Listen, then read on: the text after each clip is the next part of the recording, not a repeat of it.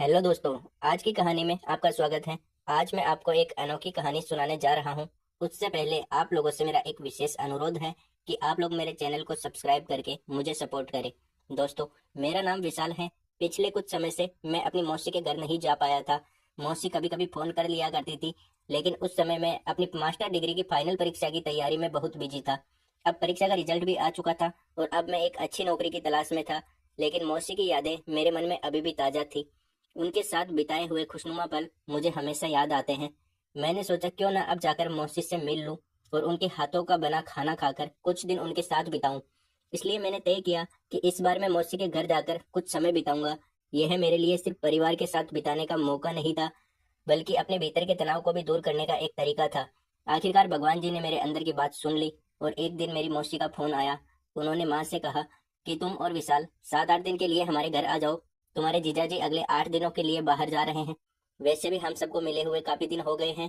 इस बहाने हम 7-8 दिन साथ रहकर खूब मजा करेंगे। तुम कल ही आ जाना, मैं इंतजार करूंगी। बगल में खड़ा मैं सब कुछ सुन रहा था, क्योंकि माँ ने फोन स्पीकर पर रखा था ताकि मैं भी सुन सकूं। मेरी माँ का नाम शीला है और मेरी मौसी का नाम गीता है। यह सुनकर माँ ने कहा, ठीक है गीता, हम दोनों कल आ रहे हैं। यह कहकर माँ ने फोन काट दिया। फरवरी का महीना था, ठंड काफी पड़ रही थी। इसलिए माँ ने कहा, अर्जुन, हम सुबह 10 बजे से निकलेंगे ताकि ठंड कम लगे, लेकिन हम बाइक से चलेंगे। मैंने माँ को हाँ कर दी। फिर माँ ने कहा, मैं हम दोनों के कपड़े पैक कर देती हूँ। फिर माँ कमरे में चली गई। मैं भी अपने कमरे में जाकर बिस्तर पर लेटकर सोचने लगा कि अगर मौसी ने माँ को सब कुछ बता दिया तो क्या होगा, और अगर माँ के सामने मौसी ने कुछ ऐसा किया तो क्या होगा। इस सोच में मैं सो गया। अगले दिन मैं और माँ चाय नाश्ता करके तैयार हो गए। 10 बजे हम अपनी बाइक से निकले मौसी के गाँव जाने के लिए। 3 घंटे का रास्ता था। हम अपने मगन में चूर होकर चले जा रहे थे। शहर की सीमा पार करते ही हमें कच्चा रास्ता मिला। बाइक की सीट पीछे से थोड़ी ऊंची थी, इसलिए माँ बार बार मुझसे टकरा रही थी। मैंने माँ से कहा, डरो मत, मुझे कसकर पकड़ लो।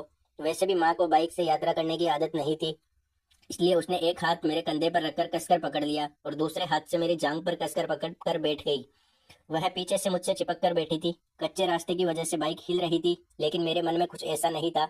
अब रास्ते में काफी गड्ढे थे। मैं बाइक धीरे चला रहा था।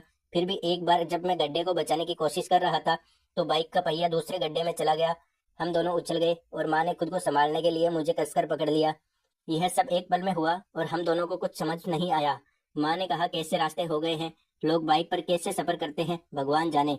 यह सुनकर मैंने माँ से कहा, अरे बारिश के कारण सड़क की हालत खराब हो गई है, थोड़ी दूर और चलो, आगे अच्छा रास्ता मिलेगा। माँ ने कहा, अच्छा हुआ, नहीं तो मुझे लगा था कि तेरी मौसी के घर तक ऐसा ही रास्ता होगा।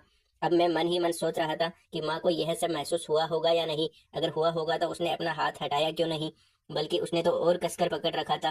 क्या उसे भी इसमें कुछ संतोष मिल रहा था? ऐसे कई सवाल मेरे मन में चल रहे थे। अब हम गांव के पास पहुंच चुके थे। आखिरकार हम मौसी के घर पहुंच गए। तब दोपहर के 2 बज रहे थे। बाइक की आवाज सुनकर मौसी आंगन में आई। हमें देखकर वह बहुत खुश हुई। उन्होंने तुरंत माँ को गले लगाया और माँ ने भी उन्हें कसकर गले लगाया। दोनों एक दूसरे से हालचाल पूछने लगी।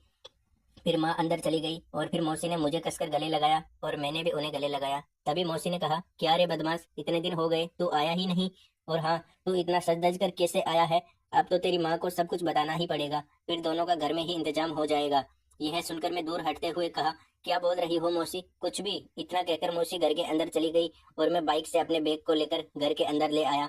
दोनों बहनें किचन में बातें कर रही थी। मैं बैग रखकर फ्रेश होने चला गया। फ्रेश होकर कपड़े बदलने के बाद हॉल में जाकर बैठ गया। इस बीच माँ और मौसी डाइनिंग टेबल पर खाने की प्लेट लगा रही थी। तभी मौसी ने मुझे आवाज देकर खाने के लिए बुलाया और मैं उनके साथ खाना खाने बैठ गया।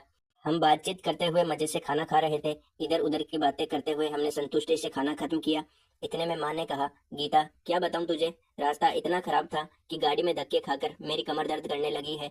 पूरा शरीर दुख रहा है। अब तू ही कुछ कर। इस पर मौसी ने कहा, चिंता मत कर, मेरा विशाल बहुत अच्छा मसाज करता है। जब एक बार मेरा भी पूरा शरीर दर्द कर रहा था, तब उसने मसाज किया था। मुझे बहुत अच्छा महसूस हुआ था। पूरा शरीर एकदम हल्का हो गया था। इतना कहकर मौसी ने मुझे आंख मारते हुए कहा, अर्जुन, माँ का शरीर दर्द कर रहा है, मसाज कर देना, बाद में आराम हो जाएगा। मैंने हाँ कहते हुए वहां से उठकर हॉल में जाकर बैठ गया। मेरे मन में एक सवाल लगातार उठ रहा था कि मौसी ने झूठ क्यों बोला कि मैं अच्छा मसाज करता हूँ। ऐसा क्यों कहा होगा? क्या वह झूठ बोल रही थी ताकि मेरी माँ के साथ मेरी नजदीकी बढ़ सके? मौसी इन सब से क्या हासिल करना चाहती थी? मेरे मन में बेचैनी बढ़ रही थी। दोनों महिलाएं किचन में साफ सफाई कर रही थी और मैं दोनों पर नजर रख रहा था। दोनों का शरीर एक जैसा लग रहा था। वह धीमी आवाज में कुछ बात कर रही थी, लेकिन मुझे ठीक से सुनाई नहीं दे रहा था। पर न जाने क्यों मुझे ऐसा लग रहा था कि वे दोनों मेरे बारे में ही बात कर रही होगी। कुछ ही समय बाद दोनों हॉल में आकर बैठ गई, क्योंकि अब दोपहर के 4 बज चुके थे। मौसी ने माँ से कहा, सिला तू कपड़े बदल ले, गाउन लाई है क्या? नहीं तो मेरा ले ले। चल पानी पी और बेडरूम में आराम कर, फिर विशाल मसाज कर देगा तेरी। इतना कहकर दोनों बेडरूम में चली गई। मैं हॉल में बैठा सोच रहा था कि मैंने आज तक मसाज नहीं किया। थोड़ी देर बाद मौसी किचन में आ गई और एक कटोरी लेकर आई और बोली, चल विशाल। फिर मैं चुपचाप उसके पीछे बेडरूम में चला गया।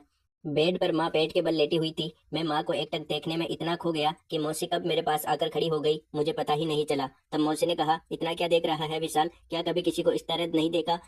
फिर उसने कहा, चल अब माँ की मसाज कर दे ताकि उसे आराम मिल सके। मैं बेड पर बैठ गया और मौसी ने तेल की कटोरी मेरे हाथ में देते हुए कहा, चल पैरों से शुरू कर। मैंने माँ के पैरों पर तेल लगाना शुरू किया और मौसी पास ही लेटकर देख रही थी। मैं बारी बारी से दोनों पैरों पर तेल लगाकर मसाज कर रहा था। मौसी हल्की मुस्कान के साथ मुझे देख रही थी और इशारों में मुझे कुछ कह रही थी कि ऊपर की ओर भी मसाज करो, लेकिन मुझे शर्म आ रही थी। तभी माँ ने अपना चेहरा दूसरी ओर कर लिया। इसके बाद थोड़ी दूरी पर सोई हुई मौसी माँ से कहने लगी, कैसा लग रहा है? मेरी माँ ने कहा, बहुत अच्छा लग रहा है गीता, आज पहली बार ऐसा कुछ करवा रही हूँ, वह भी तेरे जोर देने की वजह से। तुझे बहुत कुछ पता है गीता। तभी मौसी ने माँ के सिर पर हल्का थप्पड़ मारा। माँ ने कहा, क्या बचकानी बातें कर रही है, विशाल देख रहा है, उसे क्या लगेगा? इस पर मौसी ने माँ का गाल खींचते हुए कहा, इसमें क्या है, वैसे भी विशाल ने बहुत कुछ देखा है। यह सुनकर माँ ने शर्माते हुए कहा, चल कुछ भी बोलती है गीता, बहुत नाटक कर रही है तू। फिर माँ ने कहा, विशाल बहुत आराम मिल रहा है, मुझे अब कंधों तक मसाज कर दे ताकि पूरे शरीर को राहत मिले। फिर मैंने भी अच्छे से मसाज किया। करीब आधे घंटे की मसाज के बाद माँ ने कहा, अब बस कर विशाल। फिर मैं इसी तरह खड़ा रहा। मेरे दोनों पैर माँ की कमर के पास थे। तभी माँ पलटकर पीठ के बल लेट गई। फिर मौसी उठी और माँ का हाथ हटाते हुए बोली, अरे यह क्या कर रही है शीला, अभी अभी आधे शरीर की मसाज बाकी है। माँ शर्माते हुए बोली, अभी रहने दे गीता, मुझे शर्म आ रही है, विशाल से ऐसा करवाते हुए। फिर मसाज के बाद माँ को कमर दर्द से राहत मिली। तब हम सब बाहर आए। फिर मौसी ने मुझसे पूछा, तो विशाल एक बात बता, माँ की मसाज करके तुझे कैसा लगा? मैंने कहा, मौसी पहले तो मैं बहुत डरा हुआ था, लेकिन तुमने सब संभाल लिया, वरना मेरा क्या होता। मौसी ने कहा, लेकिन तेरी माँ भी तैयार हो गई थी और उसे अच्छा लगा।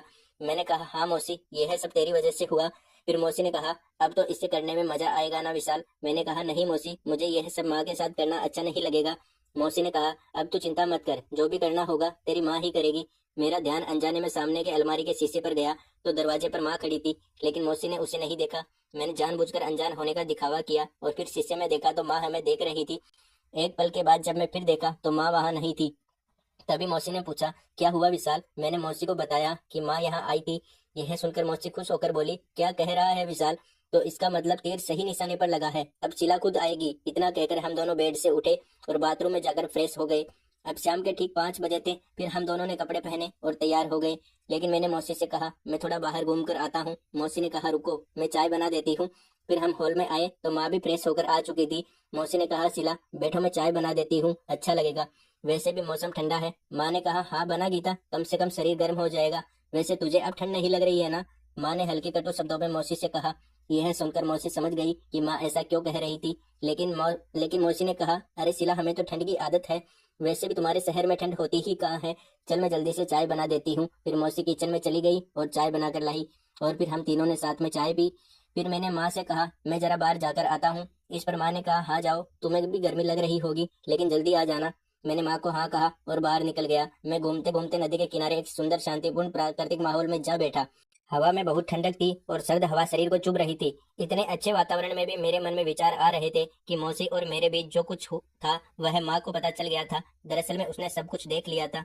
सब कुछ देखने के बाद भी माँ शांत थी, लेकिन माँ, मौसी और मैं ऐसे पेश आ रहे थे जैसे कुछ हुआ ही नहीं हो। माँ यह सब जानती थी, फिर भी उसने कुछ नहीं कहा। क्या यह सब देखकर उसकी भी भावनाएं जाग गई थी? क्या उसे भी यह सब करने की इच्छा हो रही थी? या शायद पिताजी उसे वह सब नहीं देते होंगे? ऐसे ही कई विचार मेरे मन में आ रहे थे। आखिरकार मैं उठा, हर तरफ अंधेरा हो गया था और धीरे धीरे ठंड बढ़ रही थी। फिर मैं सीधे घर की ओर चल पड़ा। जब घर पहुंचा तब रात के 8 बज चुके थे। माँ और मौसी किचन में खाना बना रही थी। मुझे देखकर माँ ने कहा, आ गया विशाल, गर्म पानी से हाथ मुंह धोकर आ, फिर हम खाना खाएंगे। फिर 9 बजे के करीब हम खाना खाने बैठे। तब मैंने मौसी से कहा, मौसी यहाँ बहुत ठंड है, हमारे यहाँ कभी इतनी ठंड महसूस नहीं होती। इस पर मौसी ने मुझे आंख मारते हुए कहा, चिंता मत कर, आज हीटर है, तुझे बिल्कुल ठंड नहीं लगेगी। मैंने कहा, सच? तो ठीक है, आज मैं जल्दी सो जाऊंगा, बहुत थक गया हूँ मौसी, अब तो ऊब भी हो गई है। तभी माँ ने कहा, अरे तुम तो इतने नौजवान हो, तुम्हें क्या हो गया है, इस उम्र में भी थकान?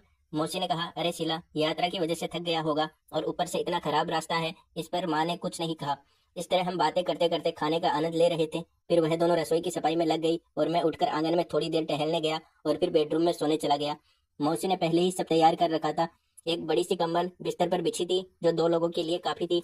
मैं कपड़े उतार कर बिस्तर पर लेट गया और दीवार की ओर मुंह करके कंबल ओढ़ दी। मुझे पता था कि वे दोनों जब आएंगी तो मौसी मेरे पास ही सोएंगी, क्योंकि वह पिछले कुछ दिनों की कमी पूरी करने वाली थी। ऐसे ही सोचते सोचते मैं शांति से लेटा रहा, लेकिन नींद नहीं आ रही थी। मैं उनके आने का इंतजार कर रहा था। 1 घंटे बाद वे दोनों बातें करते हुए बेडरूम में आई। मौसी ने कहा, शीला तुम बीच में सो जाओगी क्या? इस पर माँ ने कहा, तू ही सो जा बीच में गीता। फिर मौसी ने कहा, अगर तुम बीच में सोओगी तो तुम्हें ठंड नहीं लगेगी। फिर भी माँ ने मना कर दिया। मैं दोनों की बातें सुनते हुए सोने का नाटक कर रहा था। थोड़ी देर बाद सब शांत हो गया। मैंने चुपके से मुंह से कंबल हटाकर देखा तो हर जगह अंधेरा था। इसका मतलब मौसी ने सारी लाइट बंद कर दी थी। मैं मन ही मन बहुत खुश था, क्योंकि अब माँ को कुछ भी नजर नहीं आने वाला था। अगले 15 मिनट तक मैं ऐसे ही पड़ा रहा, लेकिन कोई हलचल नहीं हुई। फिर मैं करवट बदलकर मौसी की ओर मुंह करके लेटा। तब मेरे दिल की धड़कन तेज हो रही थी। मौसी पास ही थी, मैं उसकी सांसों की आवाज सुन सकता था। मन में कई सवाल उठ रहे थे कि क्या यह सही है, क्या माँ को इन सब का एहसास हो गया है या फिर वह अनजान बनी हुई है। लेकिन मैंने सोचा अब जो होना है वह होकर रहेगा। तभी मौसी ने धीरे से मुझे छूकर कहा, तू सो गया क्या? उसकी आवाज में एक हल्की सी बेचैनी थी। मैंने सोने का नाटक जारी रखा, लेकिन मन के अंदर बेचैनी बढ़ती जा रही थी। अचानक मौसी ने मेरे कंधे पर हाथ रखा और फिर उसकी उंगलियां धीरे धीरे मेरी पीठ पर घूमने लगी। एक अजीब सी बेचैनी और डर मेरे अंदर पनपने लगा। तभी अचानक माँ की आवाज सुनाई दी, गीता सो जा, बहुत रात हो गई है। फिर मौसी ने तुरंत हाथ पीछे खींच लिया और थोड़ी दूरी पर जाकर लेट गई। माँ की इस आवाज में कुछ ऐसा था जो मुझे शांत कर गया। मुझे महसूस हुआ कि माँ सब जानती है, लेकिन वह इस स्थिति को संभालने की कोशिश कर रही है। मैं थोड़ी देर चुपचाप लेटा रहा और फिर आखिरकार नींद आ ही गई। अगले दिन सुबह जब मैं उठा तो माँ पहले ही उठ चुकी थी। वह किचन में चाय बना रही थी और मौसी भी पास में ही थी, लेकिन माहौल थोड़ा अलग सा लग रहा था। फिर माँ ने मुझे देखा और हल्के से मुस्कुराते हुए कहा, चाय पिएगा? मैं कुछ कह नहीं पाया, बस हाँ में सिर हिलाया। मैं जानता था कि माँ बहुत कुछ जान चुकी है और उसके चेहरे की मुस्कान में एक गहरा अनुभव छुपा हुआ था। माँ ने उस रात जो देखा था उसे शायद उसने अपने अंदर ही समेट लिया था, बिना किसी बड़े झगड़े या मुद्दे के। कुछ देर बाद माँ ने मौसी की ओर देखा और कहा, अच्छा गीता, अब हमें चलना चाहिए, घर पर बहुत काम है। तब मौसी ने सिर हिलाकर हामी भरी और कहा, तुम जाओ, अब तुम्हारे जीजाजी के भी आने का समय हो गया है। जैसे ही मौसी ने हमें विदाई दी, घर का माहौल अचानक से हल्का हो गया। मैंने महसूस किया कि माँ ने बिना कुछ कहे इस स्थिति को सही दिशा में मोड़ दिया था। माँ ने मेरी ओर देखा और कहा, विशाल, जिंदगी में हर चीज की एक हद होती है। सही और गलत का फर्क जानना बहुत जरूरी है। उसकी बातों ने मेरे दिल और दिमाग में गहरी छाप छोड़ी। उस दिन के बाद मैंने फैसला किया कि मैं अपने जीवन को एक नई दिशा दूंगा। माँ के इस शांत और धैर्यपूर्ण व्यवहार ने मुझे वह सिखा दिया जो शायद किसी और तरीके से समझना मुश्किल होता। इस तरह मौसी के घर से विदा लेते हुए मैंने तय किया कि मैं अपनी सोच और कर्मों को सुधारूंगा और जीवन में आगे बढ़ने की कोशिश करूंगा।